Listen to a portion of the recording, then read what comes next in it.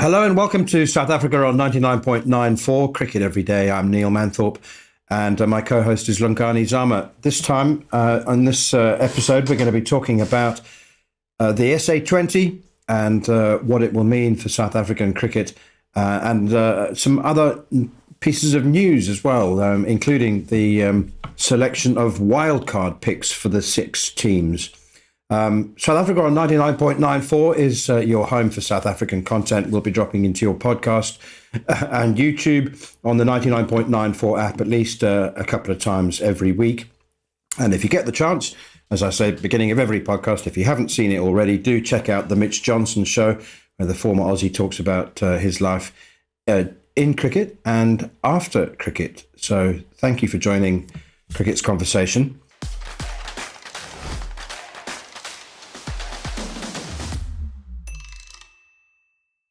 We're, as I said, going to be talking about the SA20. The PR machine is operating at full throttle, and you're a part of it, Zams. I think I said in the last episode, I said you weren't embedded, so you're not working for the SA20, but your company is involved. The company you work for is making promotional material for the SA20, so you're more closely involved with it.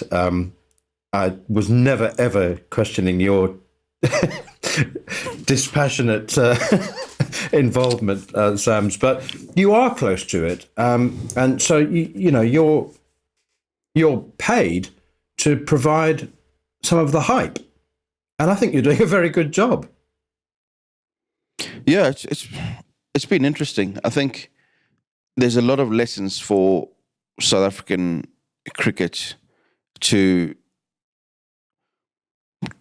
learn from the leaders in the industry, I suppose. If you look back at 2008, India created a whole new world out of nothing but passion for cricket, and then obviously on the back of that get the financial clout of billionaires, which helps. But ideally, the model is hype it up, make a lot of noise about it, and then throw money at the problem. But the money comes because of the hype, and the players come because of the money. If you can somehow find a way to put all that into one place, the world will come. And there's a lot to be said for trusting that people who love a certain game will come. I think we're seeing it now with the Football World Cup in Qatar. There's a lot of grumbling about a lot of things, but the world is landing in Doha every day because you love football. This is the pinnacle of the sport. You're going to find a way to be there, even if you can't buy a beer at the stadium because the rules change at the last minute and you've been hoodwinked. And you can't do all the normal things you associate to football. But the one key thing you can do is go and watch football and the world's best players playing, in the biggest tournament. So that's the formula. You watch how meticulous and how almost every penny is counted to make sure that it's used in the right place to hype up this tournament and really build up support. And you speak to players, there's a fresh wave of optimism. So there's a real injection of enthusiasm in the game, which is needed. And I mean, some of these players that we saw just last week are still fresh off the Australian plane and still dealing with Netherlands trauma and walking into a room and being looked at as, oh, he was one of them. But there's something on the horizon which changes the conversation, which very excited. I think anyone in South African cricket and everyone in that room, a lot of the people who matter in South African cricket were at that launch. And each and every one of them left kind of going, really hopeful. You're really hopeful that this will take off because it has to take off. We've spoken about all the problems in South African cricket. A lot of them are solved by money that has been lost, wasted away in the last few years by people who didn't have the game at heart. And most of the people in that room, wherever they come from, their first priority is the good of the game and making sure that those who follow them have a game to work with, play, whether you're an administration or a player, there's something there for the next generation. It's really interesting that you used the football analogy there, because I was actually just going to make that exact point. I remember very well that when the English Premier League was launched, people forget now, because it's so phenomenally successful, that English football was in a really bad place when the Premier League was the panacea to solve all of their problems. I mean, attendances, I don't know what it was now, 20 years ago, 25 years ago. There were only half a dozen clubs that could fill their stadiums. Most of the stadiums were half empty. In fact, even less. I remember even Manchester United would sort of have crowds of 32,000 in a 50,000 seater Old Trafford. And the brains behind the Premier League and the construction of the Premier League, the relaunch, said to the clubs, you have one job, only one job. If this is to work, you need to get people in your stadium. You need to fill it. Don't care if you give the tickets away, but initially you have got to fill the stadiums, because this is if the product is going to work, the relaunch is going to work, people need to see on television that there is a packed, people want to go there. And that's exactly what the SA20 is doing now. I mean, the emphasis on tickets is astonishing. There have been so many promotions, haven't there? The sort of, sort of 6 for the price of 2 kind of things. And the prices, I think, are sort of at the low end, very, very cheap. I think 50 Rand. Which is what is that in dollars? $2.50. Is it? Yeah, $3 maybe. $3, yeah. $3, yeah. I mean, it's I sort of worry that it might be slightly too small. But the point of difference, given all the competition of these domestic leagues, is the IL T20, the International League T20, which is being played in the UAE. The SA20 board, I believe, and Graham Smith believes, that the point of difference will be the people, because there aren't going to be crowds in the UAE. I don't think, unless Indian players get signed up in that competition. So, is that basically that we can make this thing work if we fill the stadiums? And I don't know whether that's going to be possible. Yeah, look, 2009, when the IPL came here and they looked at all these empty stadiums because South African fans might go to one game, but they're not going to go to 10 Kings 11 Punjab games in Durban. They threw money at the problem. They started busing people from schools and outlying areas. Come to the stadium. We'll pay you, we'll feed you. Because you're not making the money from the ticket sales. You're making the money from the TV revenue and the advertising, and all of those are attracted by what looks like a good product, and nothing looks better than a good product than full stands of people jumping around celebrating. I mean, some of the stories coming out of Qatar, they've also thrown money at the problem and hired fans to look happy every time the camera comes across to them. But you buy into that. It's a stadium atmosphere. It's exciting. It looks like people are having a good time. The cricket, well, players have said they take energy from a good crowd and a sense of drama around the place. It's soulless. I think one of the players said about playing T20 during the pandemic. There's empty stadiums. You got to fetch the 6 that David Miller hits out the ground. You got to go fetch it yourself as a player because no one's allowed to touch the ball. It's a hack. But the fun element of a full stadium, you run to the boundary and someone is sledging you, but someone is encouraging you, and there's just a vibe. You want to play in front of a crowd. Like, everything is geared towards fans being in the stands because it makes everything better. It looks like a happier product. So yeah, that is the big emphasis, and I think the prices are reflective of the fact that you want to get as many people in there as possible because that's not where you make your money. But the enthusiasm from it makes players who maybe said for this season. No, I'm not coming. Next year they go, cheapers. It did look like a party. It did look like fun. And audiences tuning in from India and wherever else in the world are like, sure, I want to watch that. It's Newlands. It's the prettiest ground in the world, but it's got 25,000 people looking like they're having an awesome time. And Josh Butler in the middle and Devil Brevis in the middle going crazy. Like, I wish I was there. And that's what you want. You want to create a sense of FOMO that makes the person at home say, I wish I was there, but since I can't be there, I'll make sure I tune in, because every time I've watched it, it's looked like an awesome time. It's 3 hours of escapism, and no one escapes to an empty, boring, hollow place. You wanna feel like you're in the greatest nightclub in the world, kind of thing. Like, it's a good time. You wanna, that's I suppose, yeah. In summary, you're selling a good time, and you're selling this awesome stadium experience. Okay, we'll take a short break. When we come back, we'll talk wildcards. You're listening to Cricket's Conversation on 99.94. Whatever your team, we have the show for you on podcast, YouTube, or on the 99.94 app. We have India, England, South Africa, West Indies, and now Sri Lanka covered. If you want to find us, the best way is to follow us on social media at 9994DM by downloading the 9994 app or Google 99.94 on podcast. We speak cricket. Okay, Sams, it was announced that each of the 6 franchises would be able to expand their squads from 17 players to 18 with the addition of a wildcard pick who would fall out of the salary cap.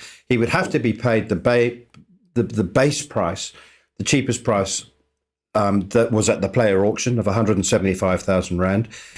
It doesn't have to be a player who was even registered for the auction.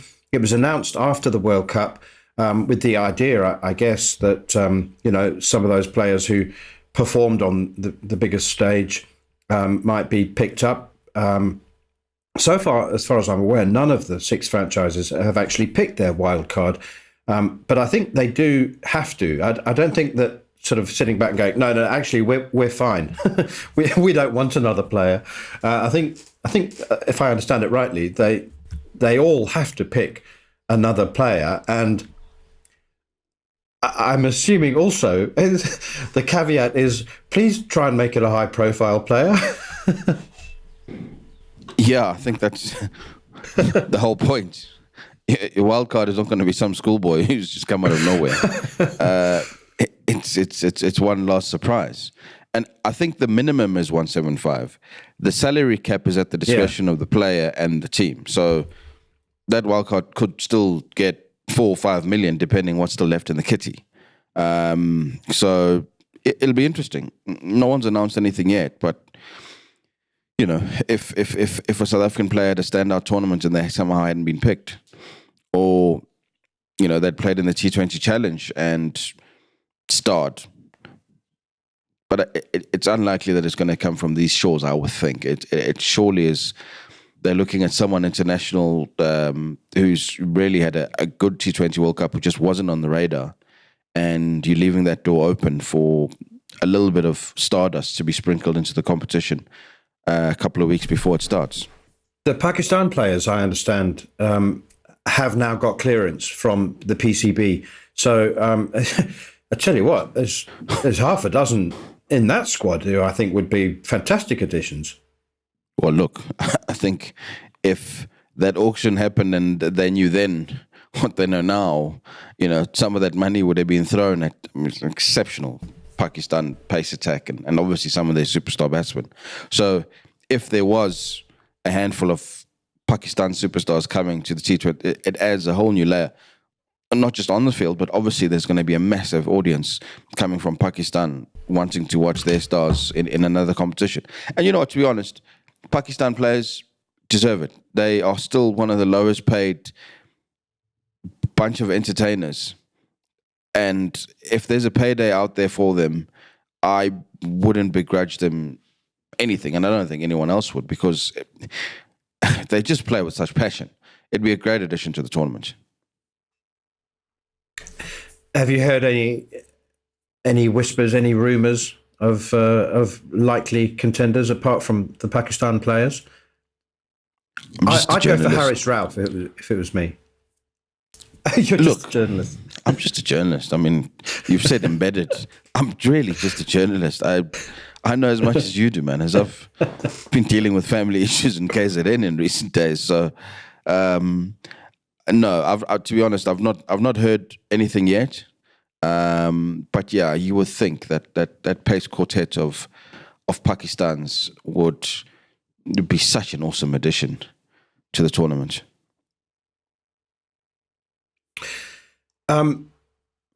What's really interesting, again, is the skepticism that I think I've been underappreciating that has built up around two failed leagues in South Africa. I mean, the lack of a title sponsor, the initial lack of an Indian broadcast partner, the lack of any sponsors, actually. Never mind the big title sponsor, and I've learned over the last couple of weeks, speaking to people and potential advertisers and corporates, that level of skepticism is huge. It's a massive, massive hurdle for the SA20 to overcome. You know, there was the Global League, which that was supposed to have launched in 2017. That was hugely costly. Players were contracted. You remember? I mean, they had to be paid. That cost over 200 million. And so even if it's just the players around the world who have that level of skepticism, it emanates across, you know, as I say, advertisers and sponsors and broadcasters. And then came the Mzansi Super League, which was not super. It was really just a terrible failure on many levels. So with two failures, I just think that the SA20's just got to suck it up and get the show on the road. And it might even take more than one season. Might take 2 or 3 seasons before there is confidence and faith that the vehicle is in good working order. Yeah, you get 3 strikes, and this is the 3rd strike. So there is a sense of caution from corporates who've been burnt before, throwing their weight behind patriotically or even from afar, trusting that, you know, this great product can't fail. If it's run poorly, anything can fail. That's just the reality. That's lessons that have been learned from all sorts of ventures around the world. So it's understandable that sponsors are kind of looking and saying, well, let's see the first ball bowled, let's see the first week, let's see, you know, how much of a drop-off there is in audiences and realistic market problems. And to be fair, that while the Global League and the Mzansi Super League had the luxury of being at a time when there was still optimism and there was still money, this SA20 is being launched on the back of a pandemic where job losses and restructuring of finances around, for lack of a better term, vanity projects is at an all-time low. You know, you've got to account for every buck, and this is being funded by Indian owners. They are trusting that in the 10 years that they've signed on for, the wheel will turn, and it's a 10-year project. It's not a quick money-making scheme which in a couple of years you could sell off for a profit and move on to the next thing. They've invested, and I suppose that's why it's taken a few years of probably strong negotiation to absolutely iron out every single issue, because South African cricket has no leg to stand on, and I think they've been as silent as they have been because they've tried to themselves and botched them up. Even if it was a previous administration, the wages of those sins are being paid for now. So you actually have very little wiggle room in negotiating because you're desperate for help, and you're getting it. But you kind of have to concede a lot of power and influence in your own competition. You kind of feel like a guest in your own house, but you kind of have to, because you can't afford to pay for your house much longer. So your benefactor is the boss, and that's an ugly truth, but it is. All this lavish money for a launch that flies in people from all over the country, and all these performances, and all of it. It's got to come from somewhere. It's not coming from South African cricket coffers. It's not, because there's nothing in those coffers. So it might take 2 years. Definitely probably takes the first season before a global partner comes in and says, man, I want a piece of that. But you've got to trust the process, and you can't wait and say, oh, we'll do all the really cool stuff when we have a title sponsor. It's all the cool stuff that attracts the title sponsor in the first place. You've got to do it anyway. You've got to spend in hope. This is exactly what I wanted to talk to you about in the final section. We'll take a short break. If you love the language of cricket and want more, then head over to the 99.94 app and you can hear all of our podcasts and cricket commentary. We're adding new shows all the time and covering cricket series from all over the world. Be the first to hear all of our announcements by following us on social media at 9994DM. Welcome to Cricket's Conversation. So, Simons, the identity of the tournament absolutely fascinates me. And one of our viewers got in touch with me to pick me up on something I said in a previous pod last week or 2 weeks ago.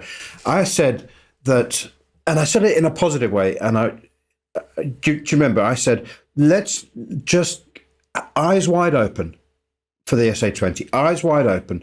It's an Indian tournament contested by Indian teams, largely for the benefit of an Indian audience. And we should embrace that whole concept. And it was actually somebody connected with one of the franchises who got in touch with me and said, that was a bit negative. And I didn't mean it to be negative at all. The tournament is, and the IPL by extension, is a benevolent dictator. But also one of the franchises, again, actually, it was the Pal Royals. I think it was the chief executive said, we're not coming to save South African cricket. If South African cricket is saved by us coming, then that is a great thing. But we are coming to South Africa to expand our brand. And he wasn't just talking about the Pal Royals, he was talking about all 6 teams.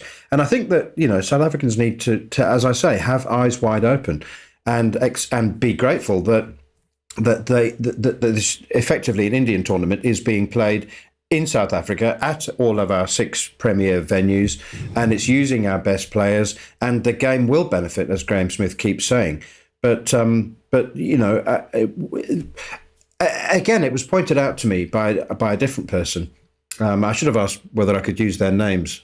I'll make sure I do that next time. But they said, but they've all made a commitment to develop the game and establish academies. And I kept saying, yes, you're absolutely right. They have. And guess what?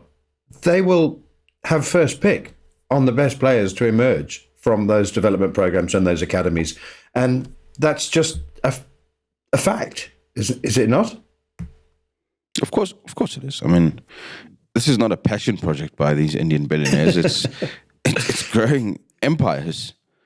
And we're fortunate enough that South Africa is ideally located in terms of time zone and in terms of logistics, in terms of player potential. It's somewhere that they can invest, and even after all the failures, they can kind of look at it and say, if we get this right, they, for many reasons, see a Graham Smith as the right person to be in charge. That gives them comfort. And whether that comes from years and years of being a broadcaster in India as a commentator, or just purely watching him win cricket matches around the world and saying that's the kind of leader that we want to lead this, whatever the reason, they've found enough reasons to justify throwing millions of dollars into the pot and saying, let's make this work. Definitely didn't need to, because there are other markets that they could explore. They could have gone big in America, where there's a massive Indian population. They could have gone and double down on their investment. I mean, the broadcast deal for the IPL is growing by year now. They don't even negotiate in multiple years. It's year by year. So they've found a formula. They've found the blue pill, and it works. So yes, that comes with an arrogance and a certainty in what they have as business people. It's down to South African cricket and South African public and South African players to make sure that seed then grows. That can only come from South African passion. In 2-3 years' time, if no one cares about it, I'm sure they'd walk away and maybe lose a little bit, but they walk away. South African cricket would lose a lot more. So the onus is, as that Paul Royals executive said, the onus is on South African cricket to grow itself, helped massively by an injection of Indian money and passion, but it's got to come from within. It's got to come from within. The players have got to buy in. The public has got to buy tickets. Cricket South Africa has got to buy in. Everyone's got to buy in and turn this thing into a proper movement which changes the face of the game, because the money will filter down to all those corners of the country that need it and just don't have it. So it's not so much a gamble from them, but it is definitely a final chance for South African cricket to save itself, and not slip the way of, as we keep on saying, other countries who have used money badly and are suffering to this day. Jake Lashmakrum. He is the Rajasthan Royals chief executive, and he was the one who was talking about the Pal Royals. He's a genius. He's absolute genius. I think he's still only 30 years old, and he is the chief executive of the Rajasthan Royals franchise, which is a vast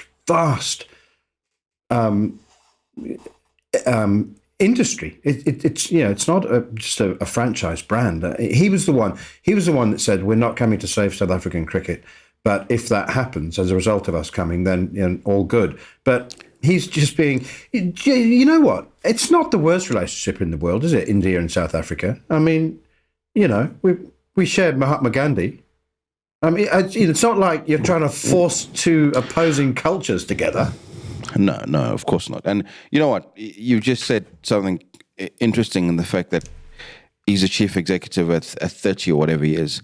I think the one thing that South Africa, not just cricket, but business and just approach, will learn from investments such as the SA20 is you've got to go a new way. We spoke in previous episodes about South African cricket doing things the old way and, processes that don't change.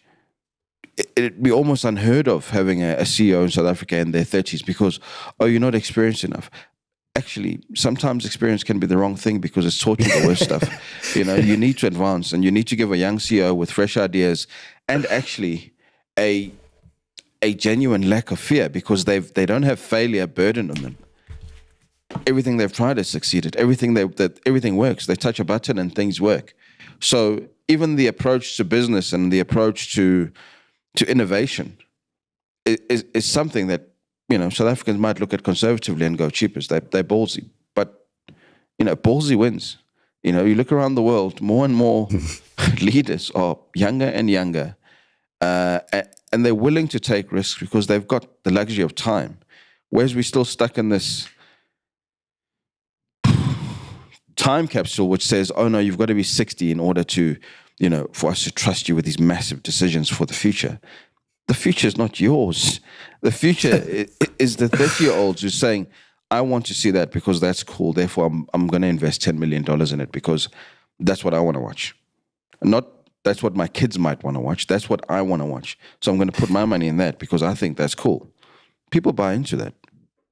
The Scandinavian countries are absolutely brilliant at it. We are seriously digressing here, but I think Norway just appointed a 27-year-old minister of environmental affairs. It's just absolutely sensational. I think it's brilliant. Maybe we'll do a pod on that at another time. It's exciting times for South African cricket. Scary as well, I'll be honest.